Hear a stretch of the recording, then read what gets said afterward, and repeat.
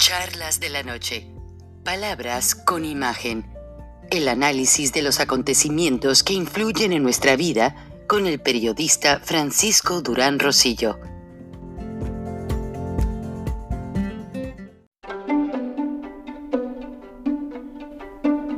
Frank Durán Rosillo te saluda y los saluda a todos ustedes, su amiga María Celeste Raraz, para invitarlos a que se suscriban a mi canal de YouTube, María Celeste Raraz, tal como mi nombre, donde les informo todas las semanas sobre entrevistas que tienen un tema que ayuda a mejorarnos como personas y de paso son interesantes. Las pueden encontrar en mi canal de YouTube, así que los espero. Y se suscriben gratis.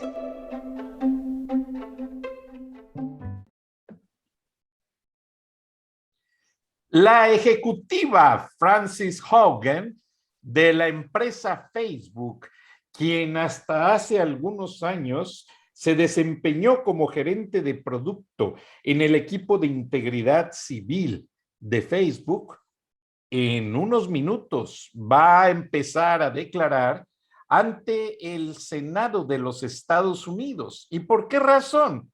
Porque el presidente de Facebook, Mr. Zuckerberg, quien se ha entrevistado por videoconferencia varias veces con el presidente Andrés Manuel López Obrador y Marcelo Ebrard, se dice que el gobierno de México es uno de los principales clientes de la red social. Pero acá lo importante es que Zuckerberg mencionó ante el Senado que se estaban guardando todas las medidas de seguridad para mantener la privacidad de menores, mantener la información muy controlada para evitar que hackers y gente perversa haga mal uso de ella, tanto en Facebook, el mensajero, en Instagram y en el mismo WhatsApp. Pero por lo que esta mujer dijo al programa 60 Minutos el domingo, parece ser que no es así. ¿Y qué sucedió? Ayer lunes, todas las redes sociales que dependen de Facebook estuvieron fuera del aire por 7 horas a nivel mundial. Posiblemente algo hay detrás de ello. Buenas noches, bienvenidos a Charlas de la Noche, Palabras con Imagen. Estamos con nuestro socio editorial internacionalista del Colegio de México y periodista Rogelio Ríos Serrán. Hola Roger, ¿qué les pareció en México el colapso que tuvieron estas redes sociales por varias horas? Buenos días, buenas noches, perdóname, estimado Frank, amigos de Charlas de la Noche. Qué gusto saludarlos de nuevo en este espacio de diálogo e intercambio. Perdón, Roger, ¿el micrófono sí se conectó? A ver, sí. El micrófono. Sí, a ver, ¿ahí me oyes? Sí, pero te oía muy distante, perdóname. Ok, no lo retomo, ya está, ya está. Okay. Buenas noches, estimado Frank, perdóname por lo del micrófono, algo sucede con esta tecnología. Con lo que pasó ayer en todo el mundo, pero en México, me acordé de aquella vieja canción de Yuri, la cantante de veracruzana, siempre muy picosa y jocosa, que decía, con el apagón, ¿qué cosas suceden? ¿Qué cosas suceden con el apagón? Se refería a los apagones de luz, electricidad y todo, pero ayer yo creo que ya nos estrenamos plenamente, no es la primera vez que ocurre en México, pero plenamente con los apagones digitales. Era una cosa impresionante. Yo creo que por la edad que yo tengo, la generación a la que pertenezco, pues un día, un mediodía sin WhatsApp y sin Facebook, sí me altera por el trabajo y por el interés de seguir familia, personas y todo en Facebook, pero realmente no sería como el fin del mundo. Pero lo vi en las generaciones más jóvenes, era una cosa impresionante, Frank, sentirse aislados porque no tenían su red favorita a la mano, WhatsApp, Instagram, Facebook, etcétera. Entonces, así se vivió, fue un impacto bastante terrible. Nos dimos cuenta desde México de esta pues, tóxica dependencia que tenemos de las redes sociales, y digo tóxica en el sentido de que yo reconozco que tienen una grandísima utilidad, por supuesto, en nuestras vidas, y que las han transformado, de eso no hay la menor duda. Adictos, Roger, adictos. Sí, pero sucede como con el tabaco, el alcohol, las drogas, la dedicación al trabajo, los famosos workaholics, ¿no? Todo tiene un límite y cuando se pasan esos límites y no nos damos cuenta y falta el suministro de aquello que nos da que nos mantiene la adicción, incluso el café, bueno, es que pueden ser 10,000 cosas, pero las redes sociales en particular provocó un nivel de ansiedad y de desesperación ayer entre los más jóvenes, sobre todo, te hablo de personas de menos de 35, 40 años, ¿no? Pero impresionante. Y yo viendo los números de la cobertura de Facebook a nivel mundial, me encontraba cosas como que hay aproximadamente 3.500 millones de usuarios en todo el mundo, en los diferentes usos horarios, los diferentes países. Que un país como la India, con más de 1.000 millones de habitantes, de hecho, ahí la gente identifica el Facebook con el Internet, es decir, entran a Internet, para ellos es primero entrar al portal de Facebook y de ahí buscar todo lo demás. Entonces, imagínate el nivel de disrupción que esto ocasionó. El WhatsApp, que se usa ahora muchísimo para los negocios, también tuvo un impacto terrible para todos. Volver a la época pre-WhatsApp, de los mensajes de texto, de las llamadas de voz, que muchos jóvenes ya no utilizan, fue algo que se les hizo rarísimo. Hubo pérdida de mercado para Facebook, se dice que bajó la acción entre un 15 y un 20%. En lo personal, al señor Zuckerberg le afectó, según leí en notas, en $7,000 millones de su fortuna personal. 5,000, perdóname, sí, yo creo que al final quedó en 5,000. Le disminuyó un poco su fortuna personal hasta bajar como a $120,000 millones. No creo que esté demasiado triste, lo va a recuperar seguramente en los próximos días. Entonces, pero más allá de eso, aparte de que nos dimos cuenta de la adicción, nos dimos cuenta también de la fragilidad del Facebook y toda esta situación que dice la señora Frances, hablando en 60 minutos, dando después ya la nota y entrevistas periodísticas, nos debe preocupar muchísimo, no solamente la adicción al tiempo en línea, al tiempo en pantalla, como miren los teléfonos, sino qué están haciendo con nuestras membresías en estas grandes plataformas tecnológicas. Ya sabemos que se utilizan para incluso situaciones políticas, como en Cambridge Analytics, que se asoció con Facebook para utilizar la base de datos de usuarios para la elección presidencial en Estados Unidos en 2017. Ya castigaron a esta empresa, Cambridge Analytics, que incluso desapareció, pero la fuente principal era Facebook. Y todos los cuestionamientos que ha tenido el señor Zuckerberg cuando va al Congreso de Estados Unidos son muy puntuales. Hay también investigaciones antimonopolios contra Facebook. Es decir, está, yo creo que en un momento en que debemos cuestionarnos nosotros como usuarios hasta dónde queremos el Facebook en nuestras vidas, hasta dónde vamos a dejar, y creo que estarás de acuerdo, que en lugar de utilizarla nosotros para el beneficio personal, que es muy legítimo, acabemos siendo completamente utilizados y manipulados. Sí, aparentemente encontramos un servicio para comunicarnos con amigos, socializar, y al final del día terminamos siendo las presas de toda la información.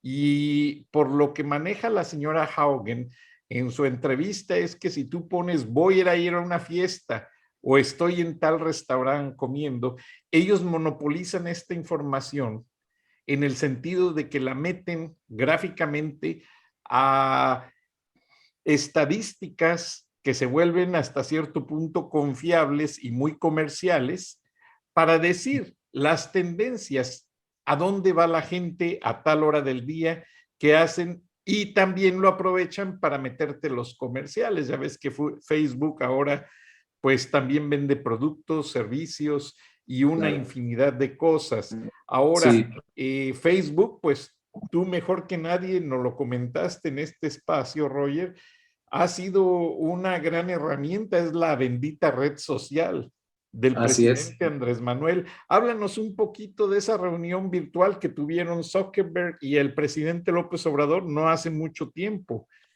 No hace mucho tiempo, se difundió con mucho entusiasmo que el señor Zuckerberg vio con buenos ojos este proyecto, que me parece un buen proyecto en sí mismo, de tratar de llevar el Internet a las mayores zonas posibles de México, particularmente a las zonas rurales. México tiene, para nuestra audiencia en Estados Unidos, una orografía muy particular. Se ve en el mapa una gran extensión de territorio de 2 millones de kilómetros cuadrados, que es el territorio nacional. Pero las zonas habitables, plenamente habitables, son muy reducidas, fuera de 5 o 6 grandes ciudades en México que están ubicadas en valles privilegiados: Puebla, Guadalajara, Monterrey, no se diga la Ciudad de México, y otras más del centro del país, del Bajío, por supuesto, que todas las ciudades de Guanajuato son privilegiadas en ese sentido. No refleja el hecho de que buena parte de la población habita en zonas de difícil acceso, zonas serranas o zonas alejadas de los centros poblacionales, en donde ya no llegan las señales de internet, las señales de celular, ni muchas de las rutas comerciales de distribución de alimentos y bebidas tampoco llegan ahí. El estado de Guerrero, prácticamente, por ejemplo, como el de Oaxaca, la mayor parte son zonas montañosas. Tú dices Guerrero y recuerdas Acapulco, ¿no? Iztapas y Guatanejo y Cepolite y Huatulco y todas estas playas, pero en realidad esa es solo la franja costera. Intérnate un poco, incluso en 1 o 2 kilómetros saliendo de Acapulco ya empieza la zona serrana, la montaña de Guerrero, y ahí te das cuenta de que es complicadísimo llevar el internet. Entonces, esto te lo menciono porque esa era la idea. Lo que se dijo en esa reunión fue que Facebook vería con buenos ojos el señor Zuckerberg apoyar la difusión del internet. Después ya no hubo mayor seguimiento, se hablaba incluso como una opción para estas zonas muy difíciles, de que hubiera una especie de globos aerostáticos que llevaran aparatos que difundieran el internet en estas zonas, en las cuales incluso volar helicópteros es medio peligroso. Creo que esto Facebook ya lo ha hecho en algunos países de África. Pero luego también vino la idea, que esta es importada de Venezuela, allá le llaman Red Patria. A alguien le calentó más la cabeza al presidente López Obrador y como que lo convenció, porque ya no volvió a mencionar a Facebook, de que pues mejor el gobierno promoviera su propia red de internet con un nombre distinto en México, ¿no? De inmediato, los analistas dijeron, esto ya se hizo en Venezuela y fue un desastre, ¿no? La Red Patria de Hugo Chávez, con esos nombres además así nacionalistas, patrióticos. Entonces, yo creo que está en el limbo, a pesar de todos los problemas de Facebook, a pesar de todo lo que podamos decir de esta gran empresa, incluso si nos cae bien o mal su joven CEO, su joven dueño, Zuckerberg. A pesar de todo esto, creo que sería uno de los instrumentos más útiles si la meta es tratar de conectar al mayor territorio posible de México y al mayor número de gente. ¿Por qué? Porque se les puede llevar educación, se les puede llevar monitoreos sobre su salud y simple y sencillamente tenerlos comunicados. La gran maravilla del Internet, a pesar de sus defectos y sus vicios innumerables, es que te abre un panorama que nunca antes en la historia de la humanidad había sido posible para mucha gente.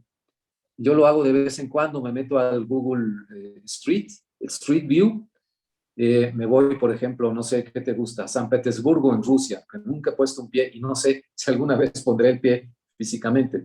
Recorro sus calles, veo sus palacios, bueno, como si fuera un tour en el autobús, ¿no? Esa perspectiva que te abre el Internet es maravilloso y duele mucho que millones y millones de mexicanos sigan aislados de eso. La última cifra que yo vi de captación intervención del Internet o cobertura del Internet en México era muy reducida. Del total de la población, apenas un 40-45% tenía acceso a Internet, y ahí había que hacer muchos matices. De los que vivían en grandes ciudades sí tienen acceso a las mejores redes, pero quienes no, en ciudades medias o en pueblos muy pequeños, sí tenían red, pero una red muy lenta que apenas te servía para un celular, en fin. Entonces, hablando de esos números de cobertura, pues no vamos a ningún lado como país si no nos abocamos precisamente a eso. Yo no sé para qué invitó el presidente López Obrador al señor Zuckerberg a esta conferencia virtual, si después se estaría decantando por otras soluciones que, oh sorpresa, oh coincidencia, ya se implementaron en Venezuela.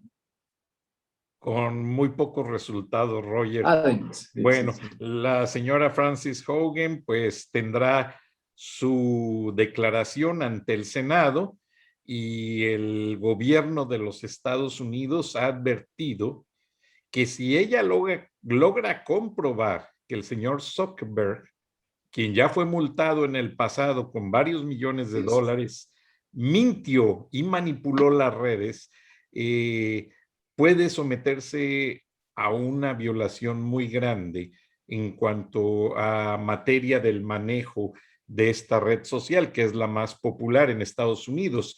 Ya el congresista por Texas, Ted Cruz, había sido muy duro cuestionando los manipuleos de Zuckerberg. Incluso le dijo que en las campañas presidenciales pasadas, Zuckerberg había manejado las tendencias, o sea, los trends, inclinando la balanza a favor de los demócratas y poniendo en punto de desventaja a el republicano Trump.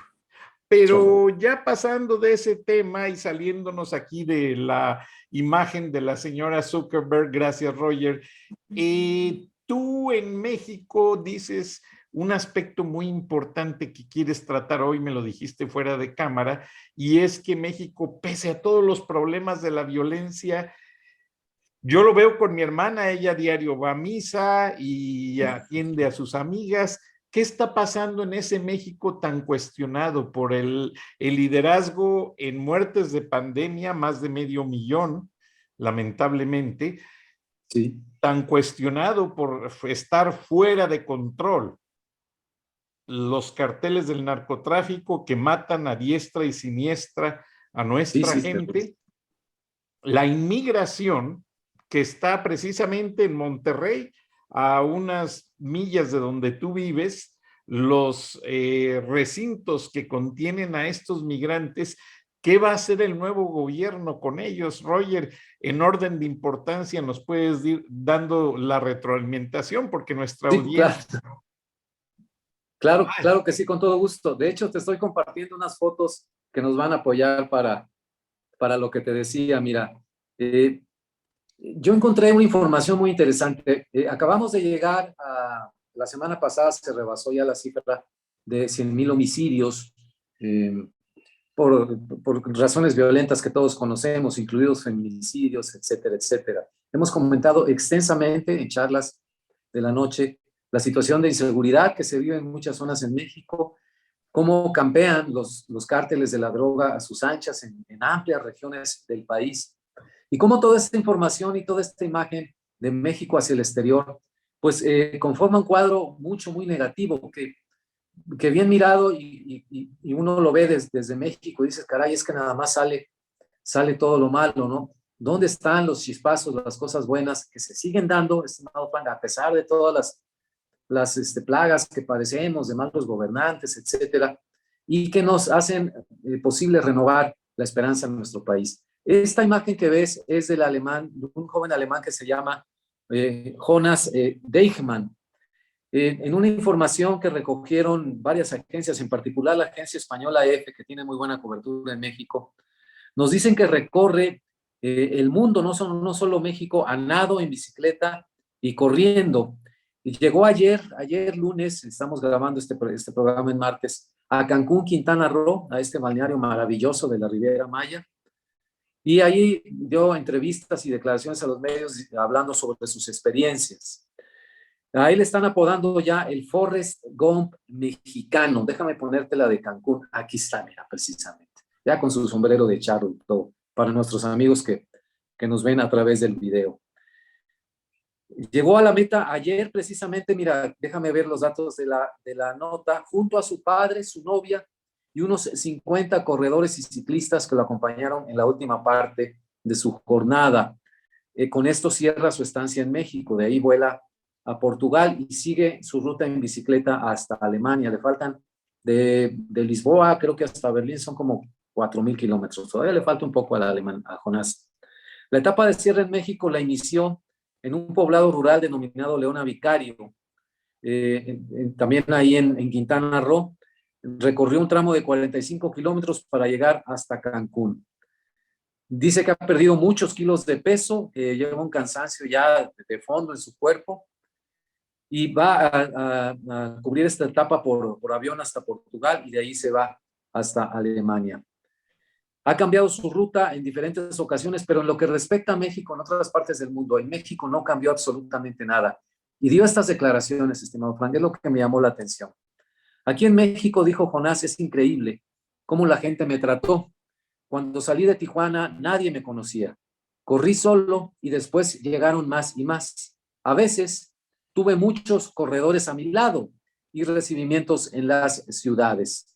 Una de las imágenes más divulgadas de Deichmann en México es cuando corre en una carretera y se le unen decenas de personas, como sucedió en la película de Forrest Gump. Aquí más o menos nos damos una idea cuando está entrando a Cancún.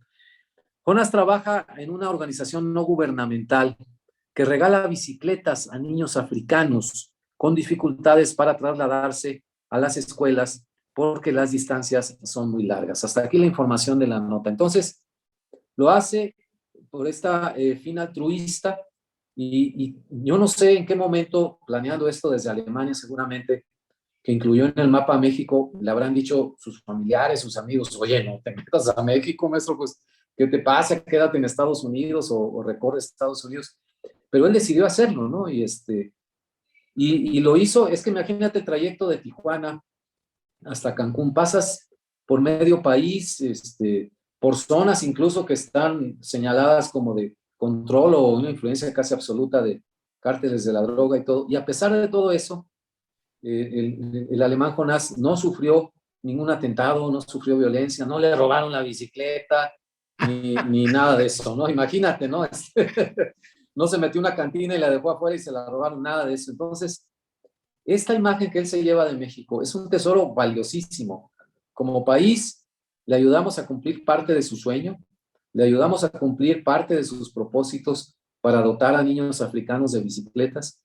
Y aparte de eso, él de ahora en adelante va a ser un gran embajador de esta parte positiva de México, porque cuando llegue y platique, yo recorrí, estoy tratando de sacar el kilometraje de Tijuana a Cancún, debe ser unos 4,000 kilómetros también, porque son como 2,000 de México a Tijuana y otros 2,000 de la Ciudad de México a Cancún, más o menos. Más, por Si no carretera. es que más, por lo menos unos 4,000. Entonces, cuando él llegue y platique que recorrió México corriendo en bicicleta, que llegaba a los pueblos que lo recibían, que le daban hospedaje para dormir, comer, bañarse, todo, pues qué mejor testimonio de que México, a pesar, reitero, a pesar de los pesares y todo, sigue siendo un país de gente cálida, hospitalaria, que te da lo que tiene a la mano y a pesar de las adversidades y de los sufrimientos y todo, recibe a la gente que viene de fuera y los visita de buena fe, sin agendas políticas, sin malas intenciones ni nada. Gente que quiere conocer a nuestro país, se le recibe bien, estimado Frank. Esto es lo que me deja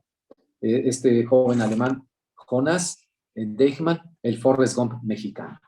Antes de que pases al siguiente tópico, déjame y te comento lo que yo he visto entre mucha gente extranjera que conoce México, lo definen un país bueno con un mal gobernante. Así es, mira qué buena definición. Sí, sí, sí. Eso quiere decir hacia dónde apunta la solución, pues que haya buenos gobernantes, eso está en nuestras manos. Y también quiere decir que tenemos un gran, gran potencial. Simplemente en esto, esta es una promoción turística natural, no se le tuvo que pagar nada al alemán, ni nada de eso. Y recorrió zonas completamente fuera del control del gobierno mexicano. Entonces, ahí está el testimonio. Y de que se puede, me anima también a considerar volver a viajar por carretera al interior del país, que lo había tenido yo también medio suspendido, porque pues yo estoy revisando constantemente las notas y ves que hay zonas controladas por narcotraficantes y se roban camionetas, en fin. Entra ese gusanito de que, ¿para qué me arriesgo con la familia, no? Pero ahí está, mira, el Forrest Gump mexicano, Jonás, me vino a decir, aquí estoy yo, no me pasó nada.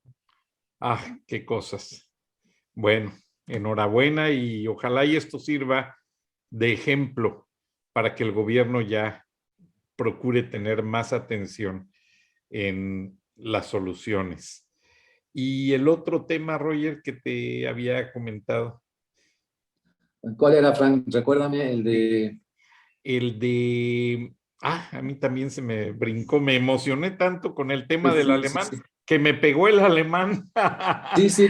No, Sí, sí, es que habíamos hablado de varias cosas. sí, Uno es, que también te quiero comentar, que va a iniciar ya el jueves, que es 8 de octubre, a ver si voy bien en el conteo. No, es martes, sábado 4, domingo 5, lunes 6, martes 7. Mañana miércoles 8 de octubre inicia acá en México la reunión, el diálogo de alto nivel en materia de seguridad.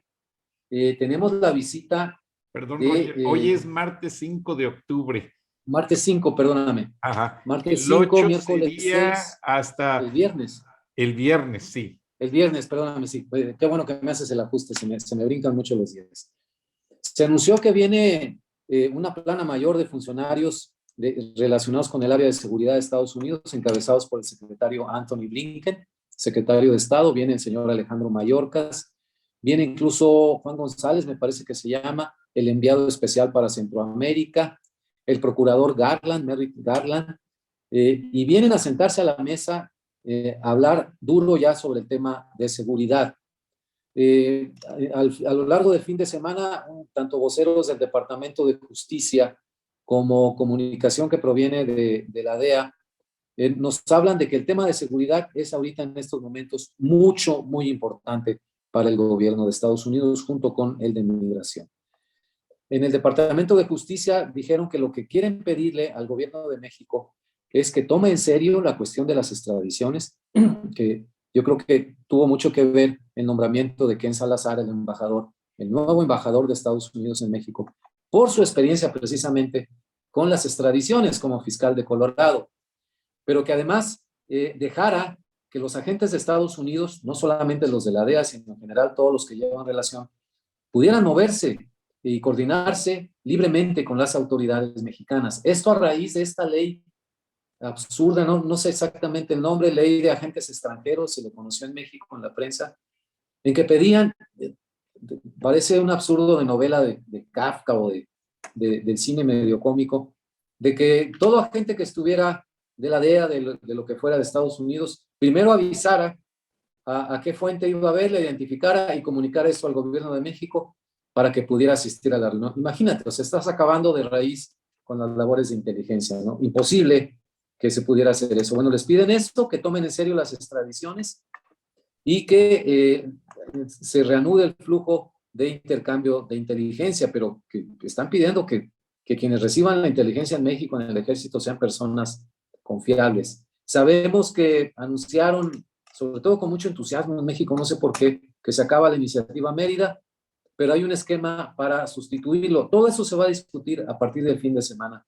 En esta reunión, la que habrá comunicados y la fotografía para los medios y todo, pero lo más importante es qué se va a decir ya en las reuniones en privado. Yo creo que vienen con todo, no vienen de turistas ni a comer tacos ni a pasearse en Xochimilco los funcionarios de Estados Unidos, vienen a lo suyo y el nivel de los funcionarios que vienen, que se desplace el fiscal general de Estados Unidos a México a ver este asunto, cuando están ahorita con un montón de asuntos que ver en Estados Unidos, con sus aliados europeos, con el terrorismo a nivel internacional que constantemente está viendo cómo se cuela a Estados Unidos.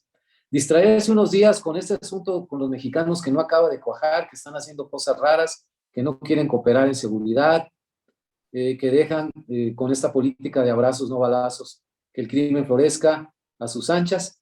Y otro evento que se relaciona con esto, que ocurrió en Estados Unidos, una operación muy grande de la DEA en varias ciudades de Estados Unidos, detuvieron como 800, 700 personas el viernes pasado, decomisaron, esto es lo más importante, estimado Frank, aproximadamente 1,5 millones de pastillas que se usan para drogarse, ¿no? Pero el problema con estas pastillas opioides es el fentanilo que contienen y que todas están manufacturadas en laboratorios clandestinos. En México, toda esta cantidad inmensa de pastillas, era 1,5 millones, 1,800,000, no recuerdo bien la cifra. Se calculaba que podrían afectar hasta un universo de 700,000 estadounidenses que podrían haber consumido estas pastillas. Entonces, sobre la mesa está este asunto. Hubo otra nota más, que fue un intercambio una coordinación de la policía chilena, los carabineros, con la Interpol y con información de inteligencia de Estados Unidos para detener en Santiago de Chile, imagínate cómo está este asunto, una red de traficantes de personas que se dedicaban principalmente a traficar a haitianos hasta la frontera con México. En Estados Unidos están actuando las autoridades, pastillas con fentanilo. En Chile están actuando los carabineros contra los tratantes de personas. Y en México, absolutamente nada. No sucede nada, no hay detenciones. Los migrantes que pagan a los polleros, sigue floreciendo ese mercado de manera impresionante. No hay detenciones de clausuras de laboratorios clandestinos. No pasa nada. Entonces, esta situación es insostenible. Yo creo que todo eso viene sobre la mesa el viernes. Posiblemente, Roger. Yo hablé hace 2 días con Robert Ramson, el director de la agencia antidrogas DEA, para la oficina de Atlanta, que controla todo el sureste de los Estados Unidos, porque sí, aquí en la calle Beaufort Highway hubo detención de mexicanos y se confiscaron muchas pastillas. Okay. Y el elemento químico llegaba precisamente de México, aquí lo combinaban con algo más y las metían ya a una prensa y ya las hacían pastillas y salían a la distribución a todo el sureste y la zona este de los Estados Unidos. Pero estamos hablando de millones de pastillas que se venden diariamente. Estas pastillas son de fácil distribución. Son más fuertes que la heroína y la cocaína. Ah, caray, mira. Los jóvenes, sí, hay muchos, es el nuevo índice de mortandad entre los jóvenes, es por el consumo de opioides.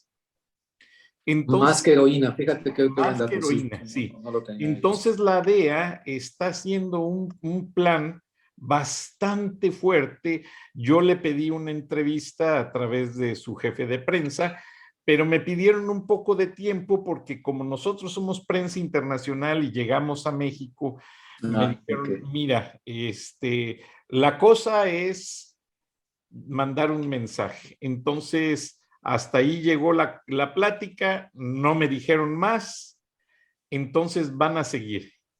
Ya que empezaron, van a seguir.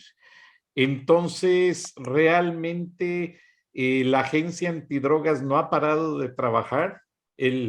Tengo entendido que el presidente Biden diario recibe en el reporte de inteligencia cuántos narcotraficantes de carteles mexicanos son detenidos. Y no les va a importar, Roger. Ahora, aquí la idea es que de acuerdo a las leyes, como se aplica todo lo que es distribución y producción de drogas, entra en la categoría de penalidades a nivel federal. Todas estas bandas de narcotraficantes, si no ahora, pero existe mucho la posibilidad de que sean tratados como narcoterroristas. Esta detención del viernes fue en la calle Beaufort Highway, muy cerca de la calle de la Interestatal 285, que es una carretera que le da la vuelta a Atlanta. Ah, ok. Una semana antes, el cartel Jalisco Nueva Generación, de acuerdo a los primeros investigaciones, rafagueó 2 camionetas aquí en Atlanta. Y los agentes federales dicen que cada operativo de las bandas criminales tiene su fingerprint, tiene su huella digital. Entonces, se lo atribuyen a el cartel Jalisco Nueva Generación. Entonces, lo que piensa hacer la agencia antidrogas en combinación con varios cuerpos policíacos, por orden presidencial, es tratar a todas estas bandas como narcoterroristas. Estamos adelantándonos un poco a lo que se va a hablar de parte del Departamento del Secretario de Estado norteamericano en México, pero esa es una de las fuertes declaraciones que se pueden o se podrían dar este viernes 8 de octubre.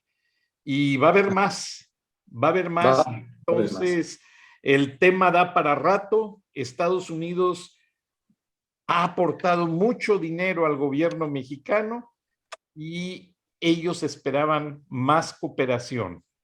Ahora ni siquiera la foto de un criminal quieren mandarles para ponerse a buscarlo por acá. Así es. Ahora, lo más curioso de todo, Roger, es que los hermanos del Mencho, sus hijos, su familia, todos viven en California, como lo manejamos en un programa. Sí, así es, me comentabas. La esposa del Chapo Guzmán fue detenida aquí en Estados Unidos, aquí tiene su residencia, sus hijas viven acá. O sea, qué curioso, son bandas criminales que matan cientos de personas a diario en México. Pero ellos están seguritos acá en suelo norteamericano, disfrutando de las garantías de un gobierno más honesto. Así es. Y fíjate que parte de la información de estas detenciones, esta gran redada de la DEA, realmente detrás de eso hay un trabajo de inteligencia de mucho tiempo. También nos lleva como hilo conductor hasta la aduana del gobierno federal en Manzanillo, Colima.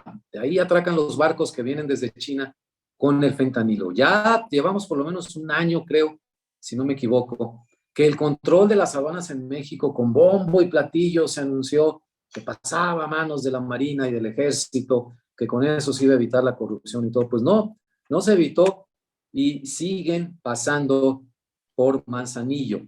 Esta situación, cuando hay bloqueos de vías férreas, tanto de Manzanillo o del puerto de Lázaro Cárdenas en Michoacán, que también llega a otra parte del fentanilo, también interrumpe la cadena de los narcos. Entonces, se crea un nudo ahí de problemas de seguridad nacional y todo esto lo saben muy bien los estadounidenses. Salieron 2 notas también en estos días, ya para concluir el tema, sobre esta situación que vivimos en México, lo que te decía, hay más de 100,000 homicidios. Una de ellas fue de un reportaje muy bueno del Washington Post, hecho en la ciudad de Matamoros, México, sobre los niños que desde los 12, 13 años, fíjate, son utilizados por los cárteles para, en las brechas y en los vados del río Bravo, en las partes más bajas en que se puede cruzar prácticamente con el agua a las rodillas, ahí en la zona de Matamoros y Brownsville, Texas, los utilizan para hacer la parte final de que hacen los polleros, se los entregan a los niños, los cruzan por el río,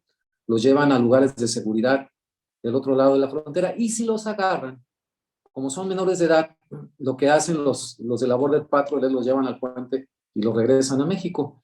Y entonces es una puerta revolvente, como había antes en los edificios, entras y sales y entras y sales. Cuando cumplen 18 años, según este reportaje del Washington Post, pues ya se les deja de utilizar, porque entonces sí pueden ser arrestados y enviados a una prisión federal.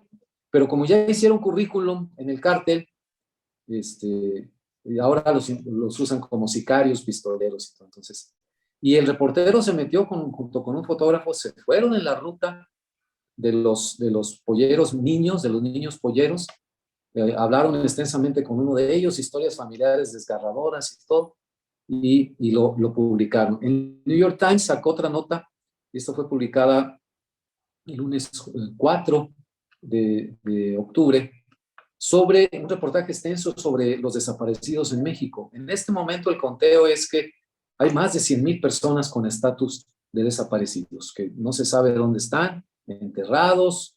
Por eso lo de las fosas clandestinas, un día sí y otro también, se descubre. Bueno, ahí están Washington Post, New York Times, la cobertura que se dio a la DEA, los hilos que llegan hasta las sabanas.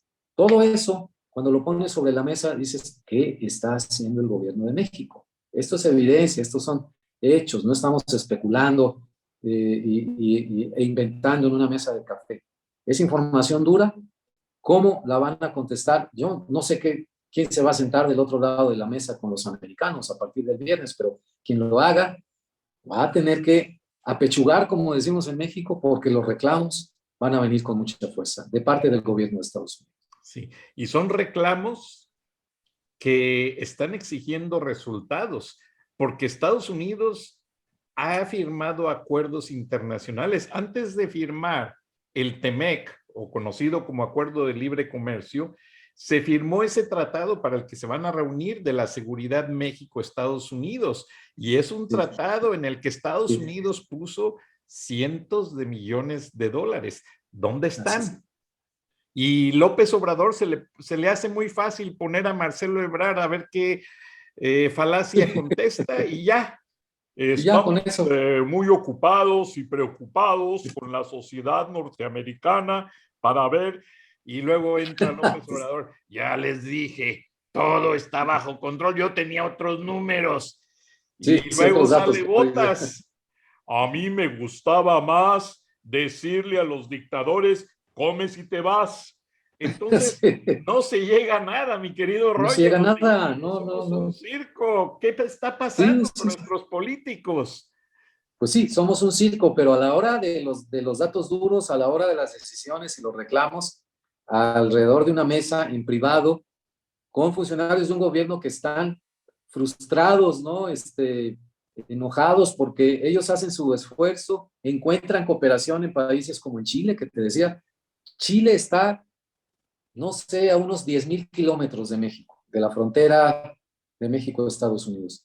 Y desde allá están operando las redes para traerse haitianos y otros africanos y caribeños. Entonces, bueno, allá fueron y los atacaron, hubo cooperación extensa del gobierno de Chile y lograron desintegrar esta red de tratas de personas.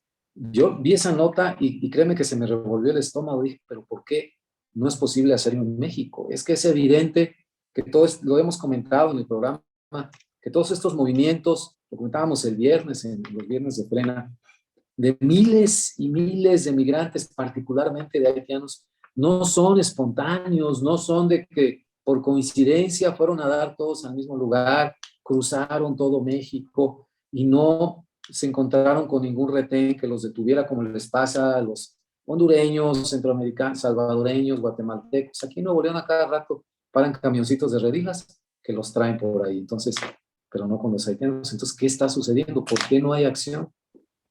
Abrazos, no balazos, pero para todo, o sea, incluso para la delincuencia que no es narcotráfico, sino trata de personas o delincuencia común. Pues, increíble, pero bueno, hay que, llegan los momentos en que hay que rendir cuentas. Si no la quieren rendir a la sociedad mexicana, si el Congreso de la Unión no hace su chamba, ni los senadores, también enredados en sus propios pleitos y disputas y peleas por el presupuesto y a ver qué les toca.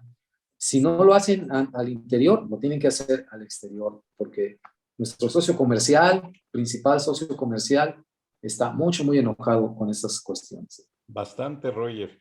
Ahora te voy a platicar algo que yo leí este libro, hará razón de unos 5 o 6 años, de Andrés Oppenheimer, Sí, que el gran contribuye en periodista. la cadena CNN en español. Sí. Andrés Oppenheimer, no recuerdo el título, pero él escribió un libro sobre cómo los carteles mexicanos se fueron a Chile a refugiar capitales. No se fueron todos los líderes. Ellos refugiaban en la economía de Chile desde la etapa postdictadura de Pinochet. Es tan estable que era fácil refugiar capitales sin hacer tanto ruido. De hecho, el país que más casas, más vivienda construye de manera digna a nivel Latinoamérica es Chile. En Chile no ves tanta casa así abandonada, hecha de cartón o hecha de lo que cae, sino que el gobierno implantó desde la Casa de la Moneda un programa muy, muy importante que viene desde la dictadura, por cierto, porque Pinochet dijo que para que el país tuviera estabilidad había que empezar por una buena casa. Y no son casas onerosas, son casas sencillas, 2 habitaciones, 2 bañitos, pero bien hechos, resistentes para una familia pequeña, y todos los chilenos pues viven contentos. Entonces, eso ayudó mucho a estabilizar. Tú sabes, Chile tiene la industria minera como el ingreso número 1 y la exportación de frutas y algunos mariscos, pero aparte Chile es el país que más armas importa de Estados Unidos. Chile tiene una posición estratégica en el Cono Sur y ese terreno fronterizo que pelean desde la etapa de Fujimori con la frontera de Perú, yo lo fui a recorrer, se ha convertido en un bastión allí de ciertas cosas, pero Chile desde el gobierno de dictadura y ahora en el gobierno democrático con Piñera, están reclamando más que nada un liderazgo.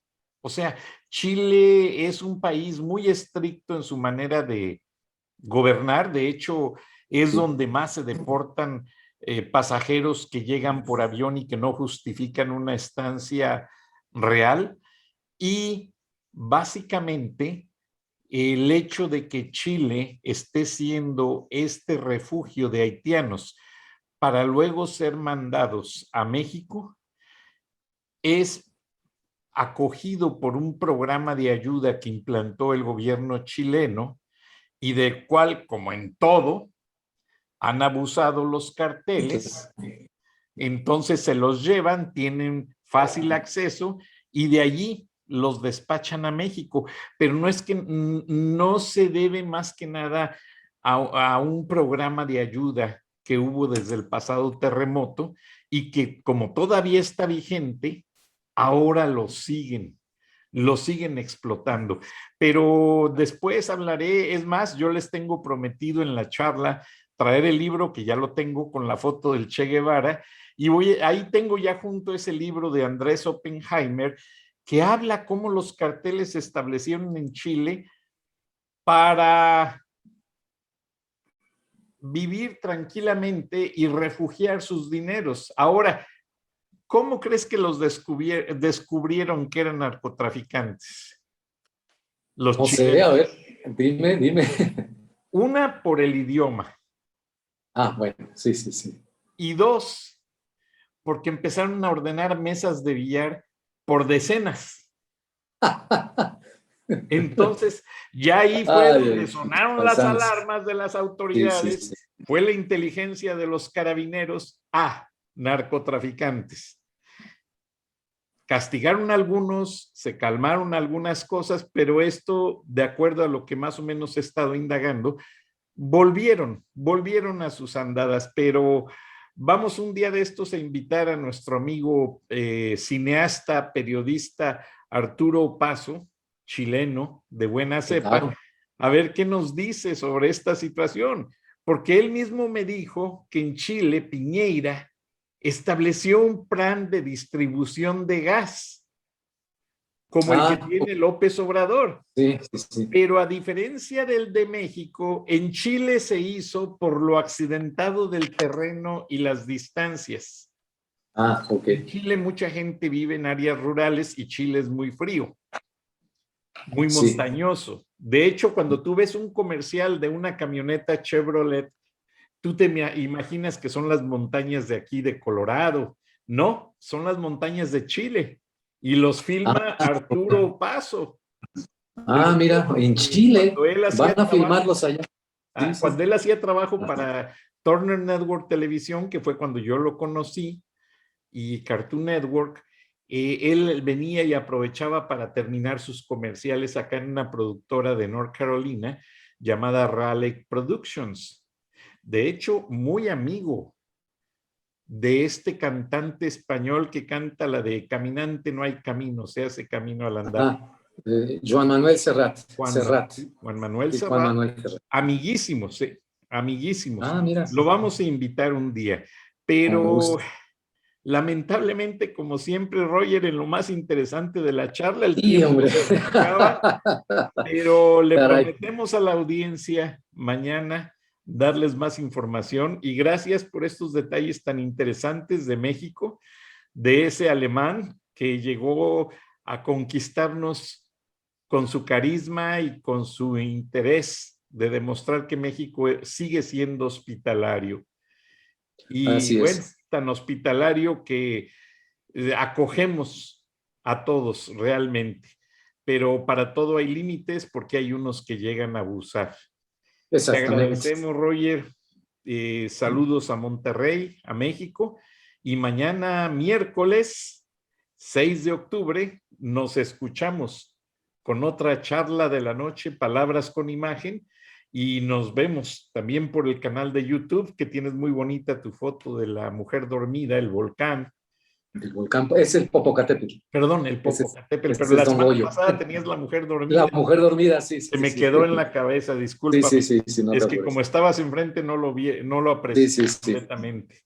Pero me da gusto saludarte, Rogelio Ríos Serrán, socio editorial de Charlas de la Noche, Palabras con Imagen, internacionalista del Colegio de México. Y te agradezco, Roger, porque llegan muy buenos comentarios de la manera tan balanceada en que das la información, sin exageraciones, sin emociones, sin otros rubros que algunos periodistas a veces nos emocionamos y le ponemos ahí más sal que pimienta. No, tú lo haces muy serio. Te felicito, Roger. Gracias, muchas gracias. Felicitamos a la audiencia que nos acompaña y nos escuchamos mañana. Buenas noches a todos en radio y en canal de YouTube. Hasta entonces.